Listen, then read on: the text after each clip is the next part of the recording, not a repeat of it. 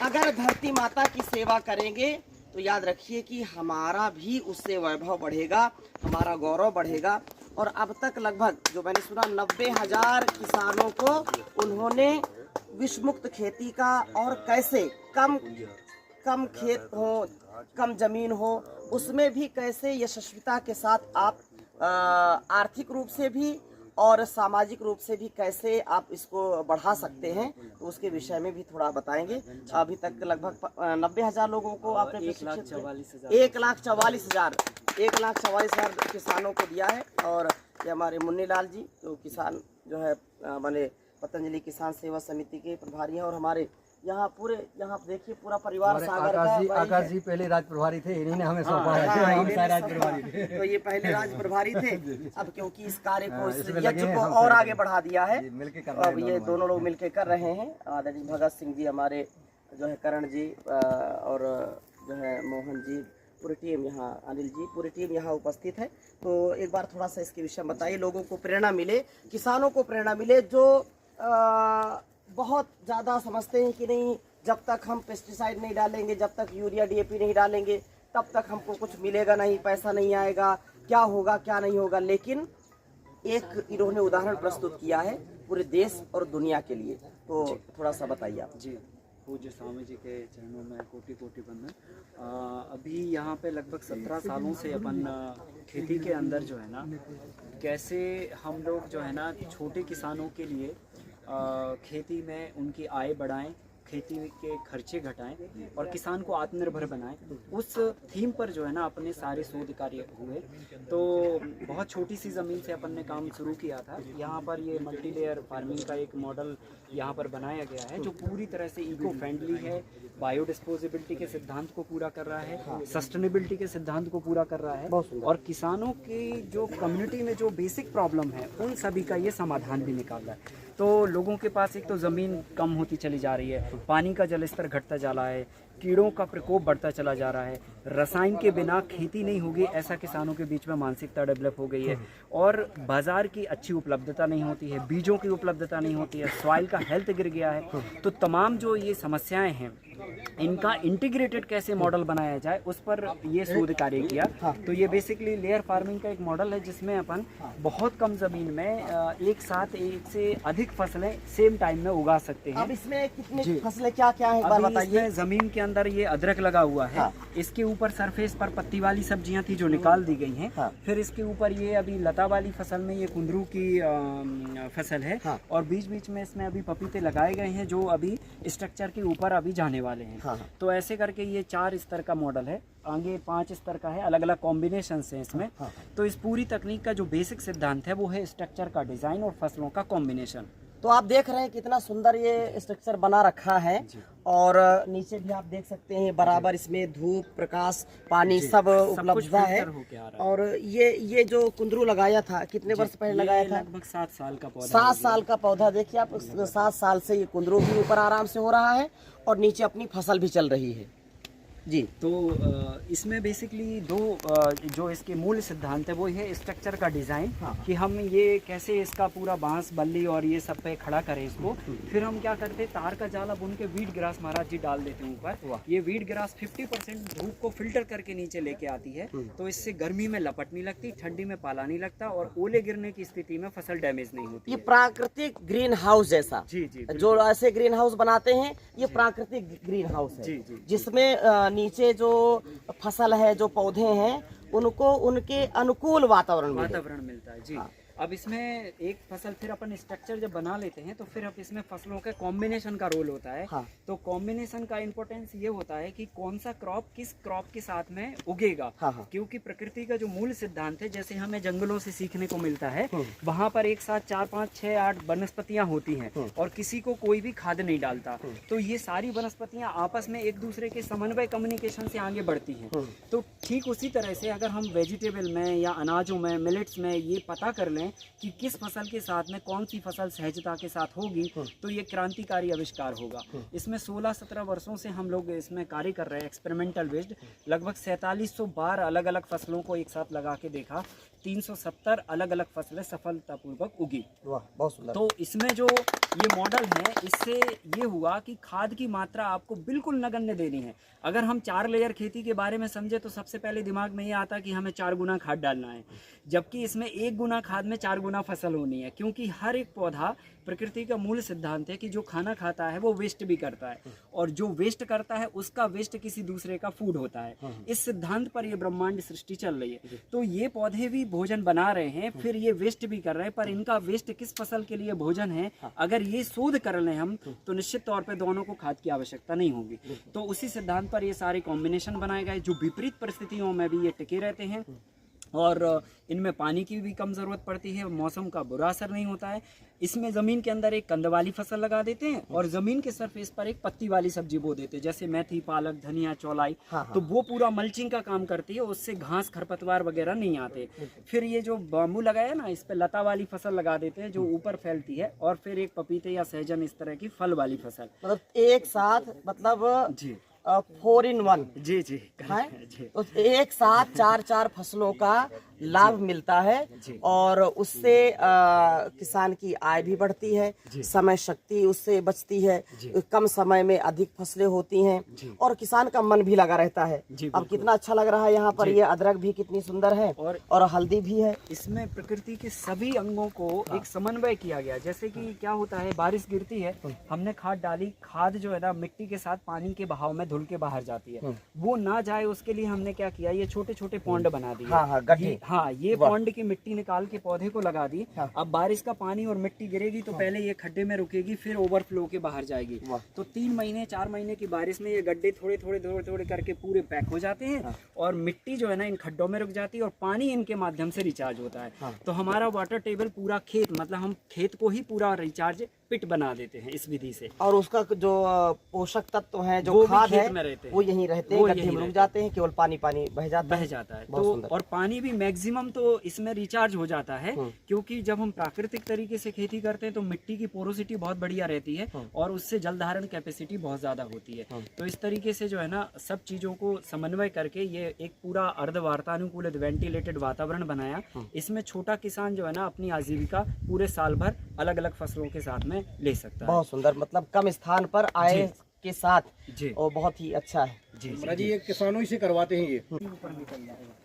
तो 70 प्रकार की यहाँ पर अभी जो साग सब्जियाँ हैं या वनस्पतियाँ हैं, जो कुंदरू थी और फिर पपीता था, ये 4 एक साथ अच्छे से हो सकती थी। फिर इसके अलावा और क्या हो सकता था, ये एक कॉम्बिनेशन अलग ट्राई किया,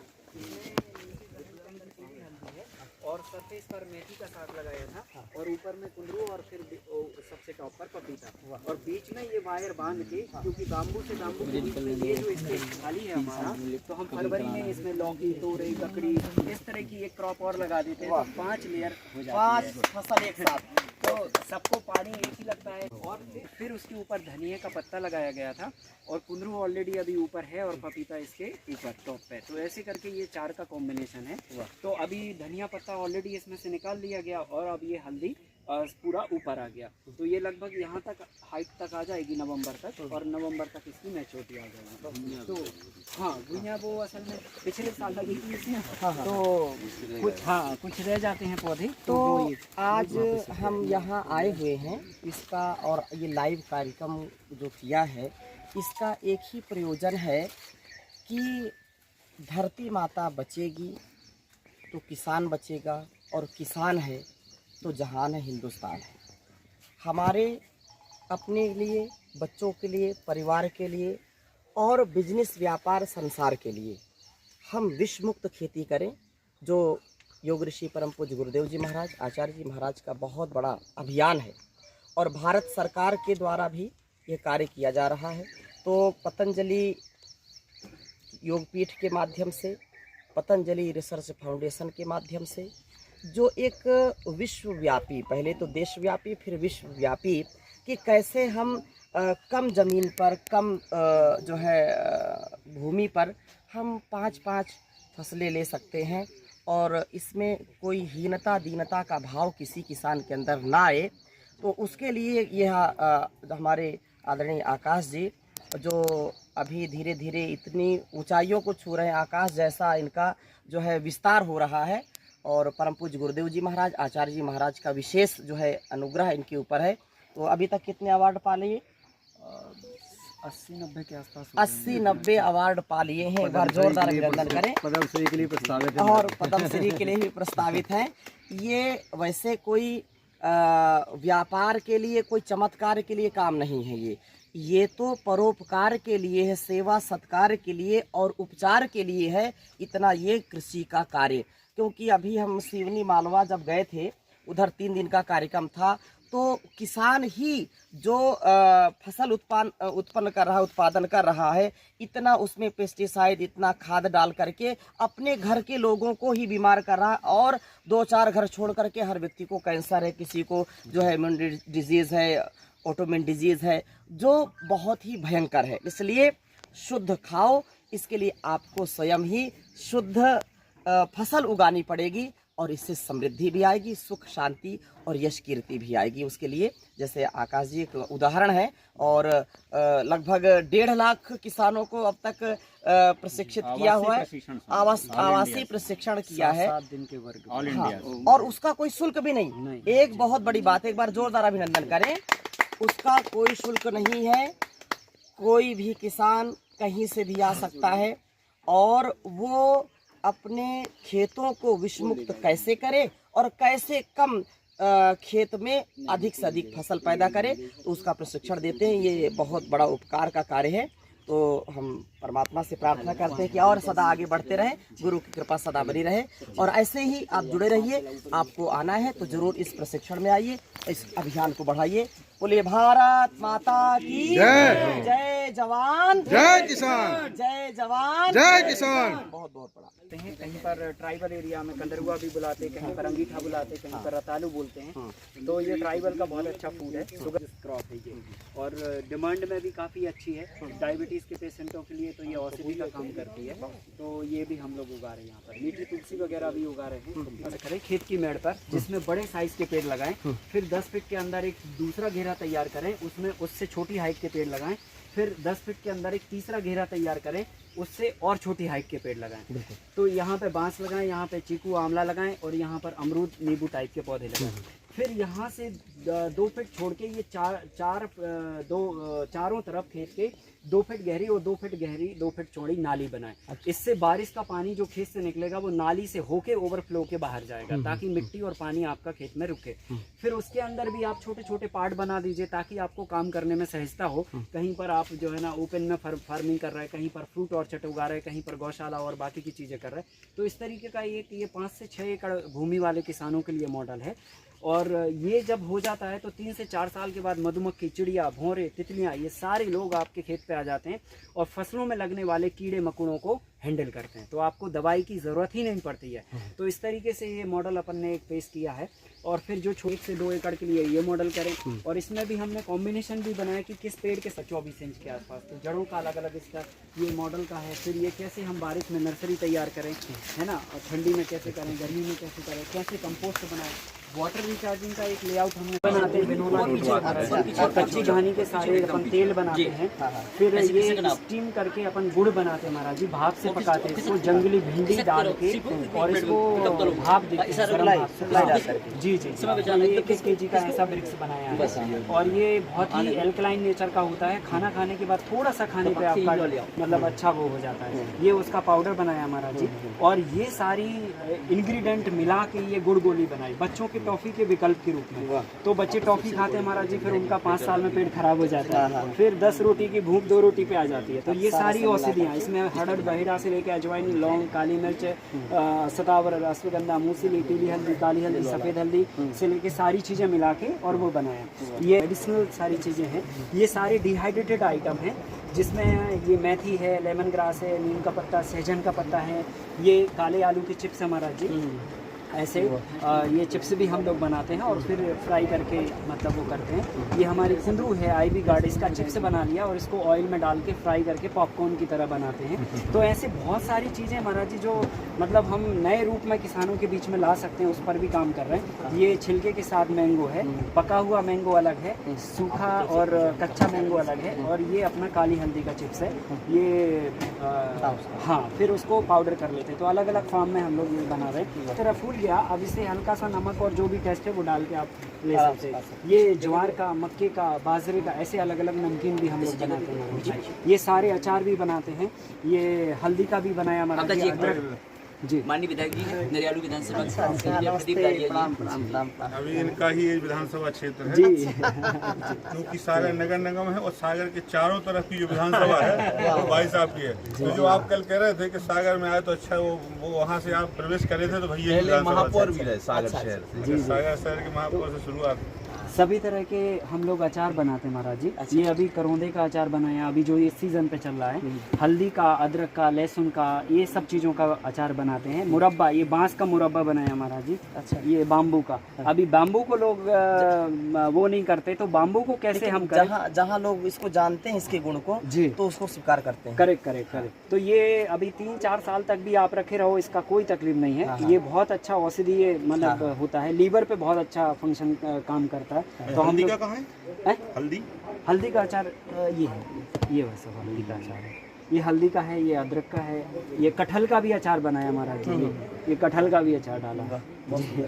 तो ऐसे अलग रागी, कोदो, कुटकी, ये सब की दलिया। ये महाराज जी वो दाल है अपनी जो हाथ से प्रोसेस की है, हाथ की मशीन से प्रोसेस, हाँ, जांते से प्रोसेस की हुई ये दाल है।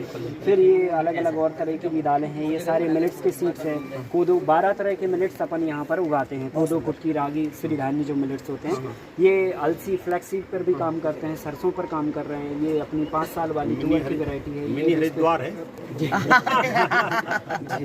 तो बहुत सुंदर। ये तो किसानों को समृद्ध करने का बहुत महाराज जी चने की कई प्रजातियां लुप्त हो गई। अब हमें केवल एक ही चना देखने को मिलता है। ये हरा चना है, लोग बाजार में दिखता ही नहीं है। ये प्रोटीन रिच होता है, इसके अंदर क्वालिटी ये है।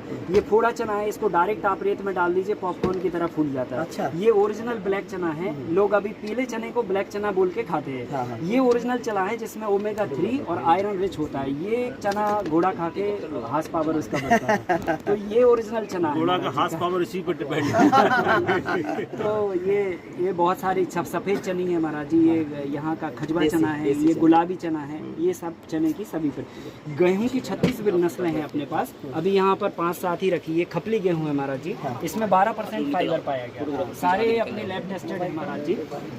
ये अपना नीला गेहूं है। अरे तुम्हारे इसे नीलांबरी गेहूं बोलते हैं। अच्छा जी महाराज जी। इसमें जो है ना अमाइनो एसिड और फॉलिक जिब्रालिक एसिड होती है। और ये अपना गुलाबी गेहूं है महाराज जी। इसमें आयरन प्रॉपर्टी, मैग्नीशियम और कैल्शियम रिच होता है। ये चावल काठी है। ये ग्लूटेन फ्री गेहूं की एकमात्र भारत में प्रजाति है महाराज जी जो ग्लूटेन फ्री होती है। बाकी सभी गेहूं में ग्लूटेन होता है। तो इसमें फाइबर लगभग 7-8% होता है, लेकिन ग्लूटेन बिल्कुल नहीं होता। 3 घंटे में इसकी रोटी डाइजेस्ट होती है। ये इसकी मतलब पावर। और दलिया आप खा लीजिए, खाते 1 घंटे में आपको भूख लग जाएगी। ये इसकी गुणवत्ता है। ये काला गेहूं है, ये आयरन रिच होता है। ये बंसी गेहूं है, हाईली न्यूट्रिशनल बेस्ड गेहूं। इसमें भी ग्लूटेन है? हाँ, ग्लूटेन हाँ, सब में है, सब में। ग्लूटेन किसी में कम है पर है सब में। ये ग्लूटेन फ्री के नाम से ही है ये वैरायटी। अभी लगभग 12-13 हज़ार रुपये कुंटल इसका प्राइस है, पर जनरल मार्केट में नहीं है। इसका लिमिटेड खाने वाले लोग हैं जिनको बताओ, समझ आता, टेस्ट ट्रायल किया, वो मार्केट। बस ये शुगर फ्री है महाराज जी। टोटल डायबिटीज पे काम करता है। इसमें शुगर बिल्कुल नहीं होती। ये सारे अपने इंडिजीनियस सीड्स है महाराज जी। लौकी, गिलकी से लेके तोरई, भिंडी, मिर्ची से लेके तोरई है महाराज जी। 2 फीट लंबी तोरई होती है ये। और इसकी खास बात ये है कि आप फ्राई करो 2 मिनट के अंदर ये पक जाती है। अच्छा। और टेस्ट इतना सौंधाहट होता है, मतलब जबरदस्त। ऐसे कई प्रजाति हैं। लाल भिंडी है हमारे पास, सफ़ेद भिंडी है, काली भिंडी है और हरी भिंडी है। ऐसे बहुत सारी प्रजातियां हैं। लाल केला का भी पौधा है। हाँ, लाल केले भी हैं। दक्षिण में ज्यादा होता है। जो अस्त्र शस्त्र है ये सब छोटे छोटे खड्डे बनाने के लिए, ये घास निकालने के लिए, ये छोटा छोटा वो करने के लिए, ये कोई कटिंग करने के लिए। मतलब छोटे किसान कैसे इन औजारों का उपयोग करें। अब तो हार्वेस्टर और बड़ी मशीनरीज में ये सब चीज़ें गुम होती चली जा रही। तो जिनके पास 1 एकड़, आधा एकड़, 2 एकड़ ज़मीन बची हुई है, वो कैसे इन चीज़ों का उपयोग करें और किन का क्या उपयोग होता है, वो सारी चीज़ें। हाँ, कुल्हाड़ी होगी। ये अलग अलग टाइप के फावड़े हैं, ये चौड़ा खड्डा बनाने के लिए अलग, ये बड़ा खड्डा बनाने के लिए, अगर खचोड़ने के लिए अलग। ये बेड मेकर है, ये छोटा मशीन है हमारा जी, ये पेट्रोल से चलता है, ये डीजल से चलता है। ये 5 HP का है, ये 9 HP का। इसे आप कहीं पे भी उठा के भी ले जाइए। ये इसका 35 किलो ही वजन है खाली, और इसका लगभग 90 बना देगा। और करके धीरे धीरे हाँ, तो ये पत्थर जो है ना उतनी धीरे से घूमेगा। इसमें ये कोल्हापुर का पत्थर लगाया है, 18-18 हज़ार के 44-44 किलो के 2 पत्थर है। ये पत्थर 22,000 घंटे चलने के बाद ही आपको टकना पड़ेगा, इतना इसका पत्थर का मतलब वो है। और इसमें गेहूं का आटा बना लो, और इसमें एडजस्टिंग भी दी है। ये एडजस्टिंग करके आप इसको पत्थर को उठा देंगे, क्योंकि ये हमने पुल्ली डाली है, इस पुल्ली पे ये पत्थर को टांग दिया। तो जब हम ये कसेंगे तो पुल्ली उठेगी, पत्थर उठेगा, गैप